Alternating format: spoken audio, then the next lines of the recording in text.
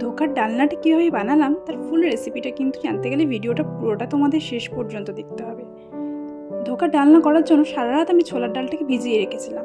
তারপর ছোলার ডালটাকে একটি মিক্সির মধ্যে রেখে তার মধ্যে একটু আদা, একটু হলুদ গুঁড়ো আর একটু কাঁচা লঙ্কা দিয়ে ভালো করে পেস্ট করে নিলাম। পেস্টটা একটু মিহি হতে হবে। তারপর কড়াই গরম হয়ে এলে কড়াইয়ের মধ্যে সর্ষের তেল দিয়ে তার মধ্যে একটু কালো জিরে আর একটু সাদা জিরে দিয়ে তারপর যে মিহি পেস্টটা করেছিলাম সেই পেস্টটা কড়াইতে দিয়ে ভালো করে নেড়ে নেব। ছোলার ডালটা একটু আঠালো হয়ে এলে আমরা সেটাকে একটি পাত্রে নামিয়ে নিয়ে কিছুক্ষণের জন্য ঠান্ডা হতে দেবো। মিক্সিতে আমরা নিয়ে নেব পোস্ত, কাজু আর শুকনো লঙ্কার এর একটি মিহি পেস্ট করব। এটি কিন্তু ধোকা রান্নার মেন উপকরণ, যেটার জন্য ধোকার টেস্ট কিন্তু আরও অনেক বেড়ে যায়।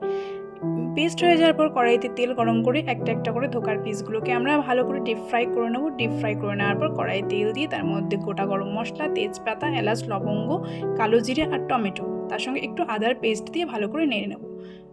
মশলাটা ভাজা হয়ে গেলে তার মধ্যে আমরা যে পোস্তর যে পেস্ট করেছিলাম সেই পেস্টটি দিয়ে দেবো। পেস্টটি দেওয়ার পর একটু গরম হয়ে এলে তার মধ্যে ধোকার পিসগুলোকে আস্তে আস্তে ছেড়ে দেবো।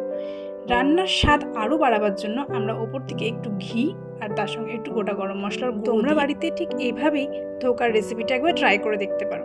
নিরামিষের দিনে যখন রান্নার অনেক ঝঞ্ঝাট থাকে তখন কিচ্ছু না ভেবে ঠিক এইভাবে ধোকার ডালনা রান্না করো। বাড়ির ছোট থেকে বড় প্রত্যেকেরই এই রেসিপিটি খুবই ভালো লাগবে। আমার রেসিপিগুলো তোমাদের ভালো লেগে থাকলে অবশ্যই চ্যানেলটিকে সাবস্ক্রাইব করে রেখো।